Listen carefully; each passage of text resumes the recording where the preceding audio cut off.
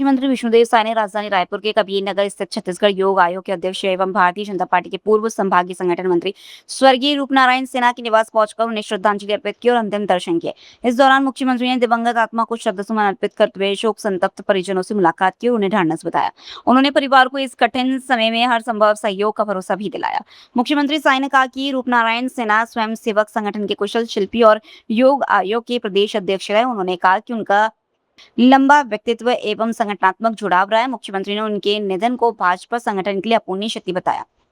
श्री रूपनारायण सिन्हा जी नहीं रहे, वे स्वयंसेवक थे, योग आयोग के प्रदेश के अध्यक्ष थे, संगठन के शिल्पी थे। इनसे बहुत पुराना परिचय था और कल बिलासपुर में उनका आकस्मिक निधन हो गया और उनका निधन बीजेपी के लिए अपूरणीय क्षति है और हम सब लोग संवेदना प्रकट करते हैं और प्रभु से प्रार्थना है कि उनकी आत्मा को शांति प्रदान करें, उनकी आत्मा को अपने चरणों में जगह दें और उनके शोक संतप्त परिवार को इस गहन शोक को सहने की शक्ति प्रदान करें।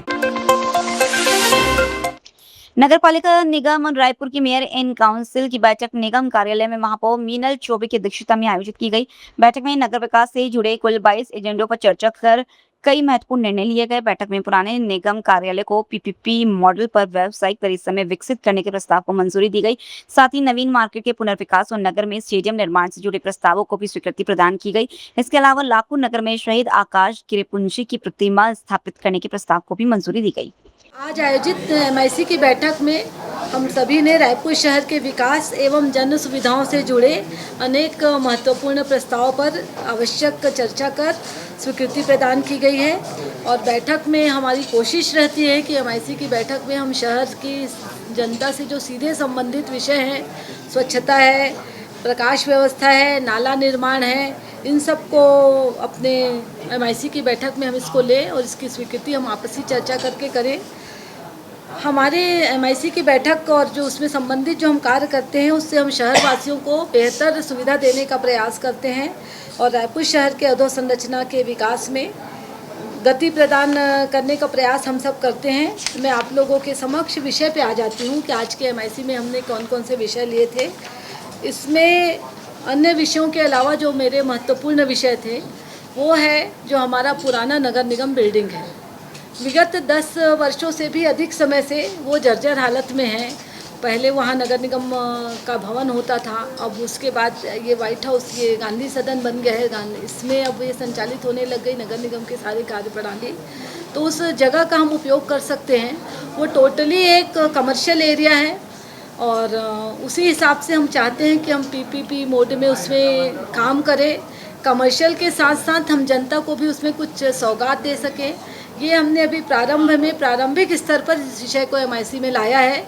इसमें हम अपने पूरे सभी सदस्यों से, एमआईसी के सदस्यों के अलावा सभी जनप्रतिनिधियों से भी चर्चा करेंगे और हमारे जो और सम्मानित जनता है जिनसे हमारी बातें हो सकती है, जहाँ जहाँ तक हम पहुँच सकते हैं, उनसे चर्चा कर हम निर्णय करेंगे कि वहाँ पे क्या चीज़ें बेहतर होगी। मगर कुछ नहीं करने से जो 10 साल से वो जर्जर पड़ा है वो स्थान, तो इस बार हम चाहेंगे कि इस कार्यकाल में उस स्थल का कायाकल्प हो जाए और हम शहर को व्यावसायिक परिसर भी दे पाएँ।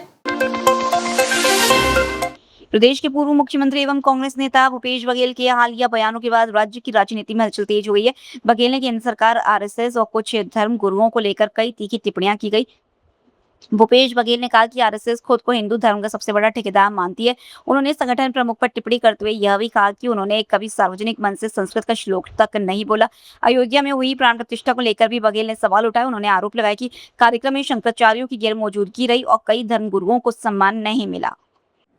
जितने भी संत महात्मा हैं, समाज उनसे, व्यक्ति भी उनसे मार्गदर्शन लेते हैं।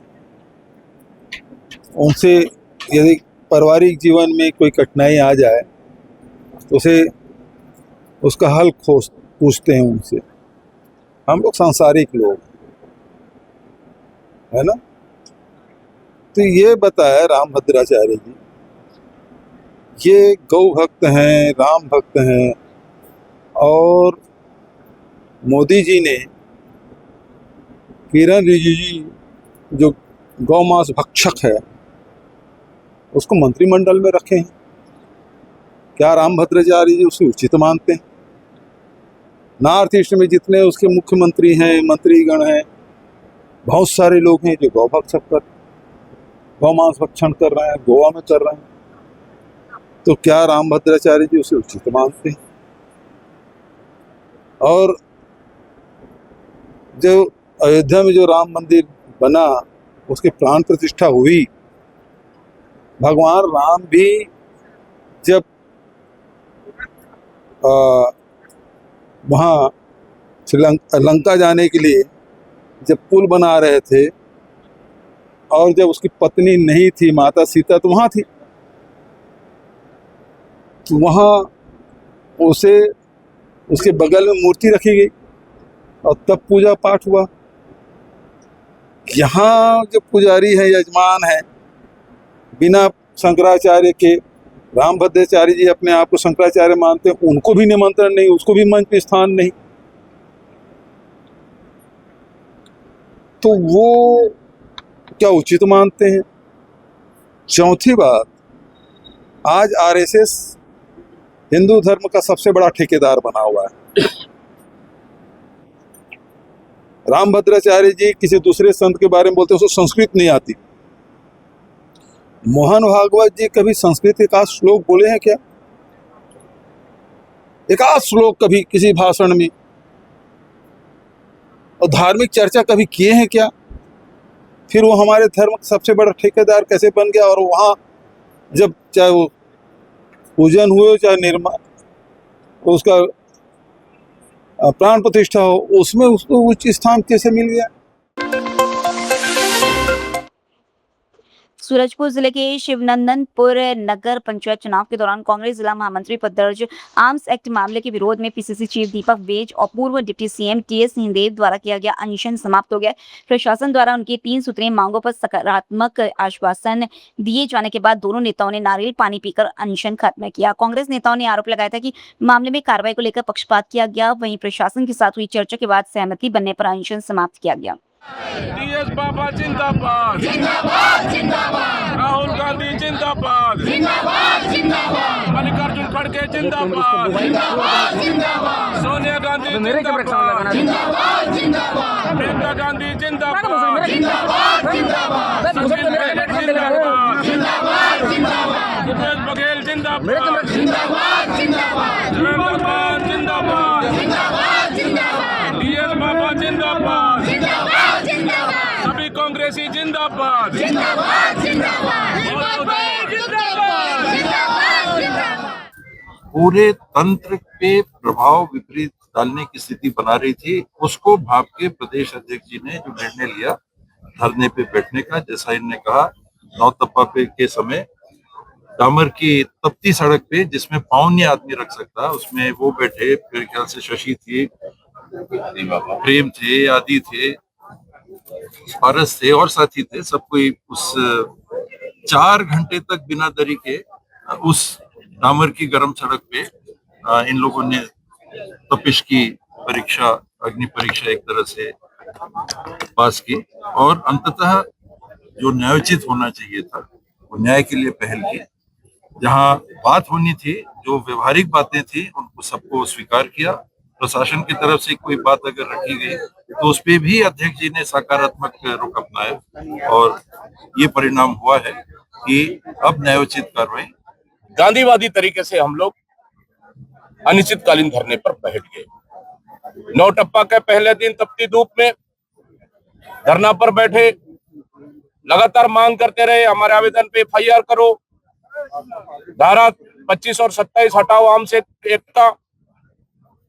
इस मांग को लेकर लगातार हम लोग धरने पर रहे। आज तीसरा दिन है। कल शाम से टीएस बाबा साहब, मैं दोनों अनशन में बैठे थे, फिर बाकी हमारे 1 दर्जन से अधिक साथी भूख हड़ताल पे भी है। लेकिन लगातार कल रात से प्रशासन से चर्चा के बाद आज सकारात्मक पहल निकला। और पहल निकलने के बाद जो हमारी मांगे थी, जो कमियां थी, उनसे हम लोग प्रशासन से चर्चा किए। तमाम सीनियर नेताओं के साथ चर्चा होने के बाद की पहला मांग कि हमारे आवेदन पे एफआईआर कर दो। कल रात को 12 बजे एफआईआर हो गया। दूसरा कि धारा 25 और 27 आप हटाओ, तो इस इशू पर जांच होने के बाद बयान के बाद ये आगे कार्रवाई होगी। ये जीत कांग्रेस पार्टी की जीत है, ये जीत कार्यकर्ताओं की जीत है। आगे भी इस तरह से अगर किसी कार्यकर्ता, आम जनता के ऊपर अगर सरकार अपने कार्यकर्ता, अपने नेताओं को बचाने के लिए अगर जिस तरह से अगर अन्याय करती है, उसके लिए कांग्रेस पार्टी आगे भी लड़ाई लड़ने के लिए पूरी तरह से तैयार रहेगी। इसलिए पुनः बहुत बहुत बधाई और शुभकामनाएं। 2-3 बिंदुओं पे चर्चा की गई और जिसपे निष्कर्ष निकाला गया है। पहला ये है कि आर्म्स एक्ट हटाने की जो बात थी, तो उसमें यह है कि उसकी एक प्रक्रिया होती है। तो उसके लिए किया जाएगा कि विवेचना जो है निष्पक्ष और त्वरित विवेचना की जाएगी और जो भी साक्ष्य होंगे उसके आधार पर अग्रिम कार्रवाई की जाएगी। प्रशासन द्वारा जो निष्पक्ष विवेचना का आश्वासन दिया गया है। दूसरा जो है काउंटर एफआईआर करने की बात थी, तो काउंटर एफआईआर कल रात को कर दिया गया है। तीसरा जो है इस मामले की निष्पक्ष जांच हो और वो आश्वस्त रहे, इसके लिए यहाँ पे नया प्रभारी नियुक्त किया गया है। और जांच के लिए जो है या तो कोई दूसरा टीआई या एसडीओपी जो जिसको भी एसपी साहब उचित समझेंगे उनको जांचकर्ता नियुक्त करेंगे। ये राजनीतिक दबाव था, सत्तारूढ़ दल का दबाव के कारण जो है पुलिस भी जो है बैकफुट पर थी और दबाव में पुलिस ने हमारी पत्नी की रिपोर्ट पर भी अपराध दर्ज करने से इनकार कर दिया था और झूठे जो मामले मेरे खिलाफ आर्म्स एक्ट की धारा लगी है उसे हटाने से भी इनकार कर दिया था। पर कांग्रेस संगठन ने इतनी मजबूती से इसका विरोध किया कि पुलिस और प्रशासन को बैकफुट पर आना पड़ा और निष्पक्ष जांच की बात को अब स्वीकार की। रायगढ़ जिले में प्रस्तावित हवाई पट्टी निर्माण को लेकर ग्रामीणों का विरोध एक बार फिर तेज हो गया है। ओरदा गांव में हुई जनसुनवाई के दौरान सैकड़ों किसानों ने परियोजना पर आपत्तियां दर्ज कराई। ग्रामीणों का आरोप है कि सामाजिक प्रभाव आकलन पारदर्शी नहीं है और प्रभावित लोगों की राय को नजरअंदाज किया जा रहा है। उनका कहना है कि करीब 150 से अधिक परिवारों की विस्थापन का खतरा है और उपजाऊ कृषि भूमि के अधिग्रहण से खेती किसानी व आजीविका पर बड़ा असर पड़ेगा। किसानों ने मुआवजे दरों को भी बाजार मूल्य से काफी कम बताया और नुकसान की आशंका जताई। साथ ही पुनर्वास नीति स्पष्ट करने और पूरी परियोजना का नक्शा सार्वजनिक करने की मांग की। चाहे वो सामाजिक दृष्टिकोण से हो या पर्यावरणीय दृष्टिकोण से या फिर कृषि से संबंधित विषय पर जो भी प्रभाव पड़ेंगे उसके संबंध में आज ओरदा ग्राम में एक कहा जाए सुनवाई कहा जाए या बैठक कहा जाए रखा गया था। इसमें ग्राम ओरदा के सभी किसान, प्रभावित किसान जनप्रतिनिधि ने आपस में जो भी प्रभाव है उसको सौहार्दपूर्ण ढंग से अपनी बात को रखे हैं और उस बात को हमने सब लिखित में नोट किए हैं। जब हम यहाँ से इनकी बातें जो सुनी है उस बात को हम अपनी रिपोर्ट में तैयार करके शासक को भेजेंगे। अभी इस संबंध में कोई वो नहीं है, इसके बाद की विषय है। दयानिधि ओगरे है, मैं ग्राम ओरदा का किसान हूँ। मेरा खुद का लगभग 10 एकड़ ज़मीन हवाई पट्टी पे अधिग्रहित है, जिसकी मैं पूर्ण विरोध करता हूँ। मैं ये चाहता हूँ ये हवाई पट्टी बंद हो जाए। ये हमारे हित में नहीं है, जनता के हित में नहीं है। ये जो है माने पूंजीपतियों के लिए ये हवाई पट्टी बनाई जा रही है, हमारे किसान के हित में नहीं है। ये हम इसकी पूर्णतः विरोध करते हैं। बहुत सारे फैक्ट्रीज हैं सर, बट वो फैक्ट्रीज अपने पर्सनल एयर स्ट्रिप का उपयोग कर सकते हैं। जिंदल ने अपना खुद का एयरपोर्ट बनाया है, जिनको जरूरत है अपना खुद का बना ले, या तो फिर बिलासपुर चले जाए, रायपुर चले जाए या फिर झारखंड चले जाए। हम सिर्फ अपने एरिया में कुछ बड़ा काम किए दिखाने के लिए सैकड़ों किसानों के साथ जो अन्याय हो रहा है ये बहुत गलत है। आप न्यूज चैनल के माध्यम से हम पूरे गांव वाले, कोड़ातरई, बेलपाली, जकेला और औरदा गांव वाले ये इसका विरोध जाहिर करते हैं। और ये सिर्फ विरोध ही नहीं है, ये सोचने वाली बात है कि क्या रियल में एयरपोर्ट की जरूरत है। हम किसान अगर अन्न उगाना बंद कर दें तो खाएंगे क्या। आज सब जगह पे जैसे पेट्रोलियम का क्राइसिस है पूरे देश में, वैसे फूड क्राइसिस आने वाला है सर। बहुत सारी चीजें हम इंपोर्ट कर रहे हैं आज के टाइम पे, ठीक है। आने वाले दिनों में सेम चीज होने वाला है, हम चावल भी हमको इंपोर्ट करना पड़ेगा। आज अगर नहीं जागी गवर्नमेंट तो फिर आगे फ्यूचर सबका अंधकार है। मैं एक पढ़ा लिखा हूँ, उसके बावजूद ही मेरे को समझ में आ रहा है कि किसानी के क्या वैल्यू है। मेरे को ही फायदा होगा, गांव के बगल में एयरपोर्ट बनेगा, लेकिन चूंकि मेरे को ट्रेवल कम करना पड़े करके ये चीज़ मैं नहीं चाहता। मैं ट्रेवल कर लूँगा 100 किलोमीटर और झारसुगुड़ा पे मैं लैंड करके वहाँ पे आ सकता हूँ सर।